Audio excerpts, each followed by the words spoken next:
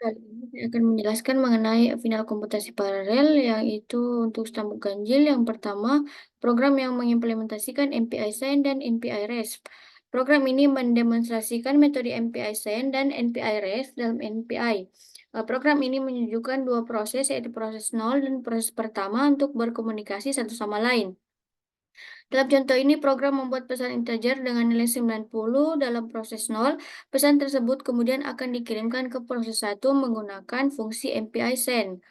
Nah, dalam pemanggilan untuk fungsi ini, add data send adalah alamat data yang akan dikirim, 1 adalah jumlah item data yang akan dikirim, MPI in adalah tipe data, 1 adalah peringkat proses penerimaan, 0 adalah tag pesan, dan MPI common word adalah komunikator dalam MPI. Fungsi selanjutnya yaitu MPI REST, di mana add data REST adalah alamat lokasi memori di mana data yang diterima akan disimpan. 1 adalah jumlah item data yang akan diterima. MPI in untuk menentukan tipe data. 0 yang pertama adalah peringkat proses pengiriman.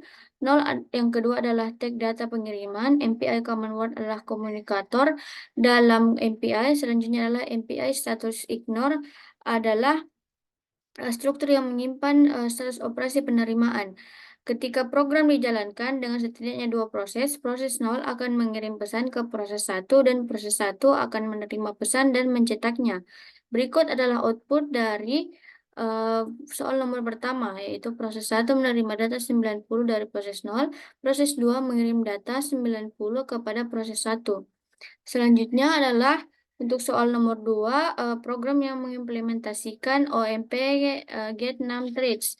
Dalam program ini memiliki satu arahan, yaitu OMP paralel yang menciptakan sebuah wilayah paralel.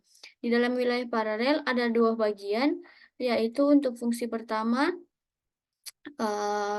bagian ini akan dieksekusi oleh satu thread, khususnya master thread. Thread yang pertama dibuat untuk wilayah paralel, di mana bagian ini mendapatkan jumlah total thread di wilayah paralel menggunakan fungsi OMP get 6 thread dan menyimpannya ke dalam variabel num threads. Kemudian fungsi ini akan mencetak jumlah threads.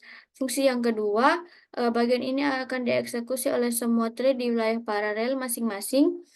ID dengan ID thread unik yang diperoleh dari fungsi OMP get thread 6. Setiap thread kemudian akan mencetak ID thread-nya bersama dengan jumlah total thread yang didapatkan dari variabel num threads yang ditetapkan oleh master thread di bagian tunggal. Berikut adalah output dari program kedua, yaitu jumlah thread di wilayah paralel 1 sama dengan 1. Halo dari thread 0 ke thread 1. Saya kira demikian penjelasan dari saya. Lebih dan kurangnya mohon dimaafkan. Wabillahi taufiq wal hidayah. Wassalamualaikum warahmatullahi wabarakatuh.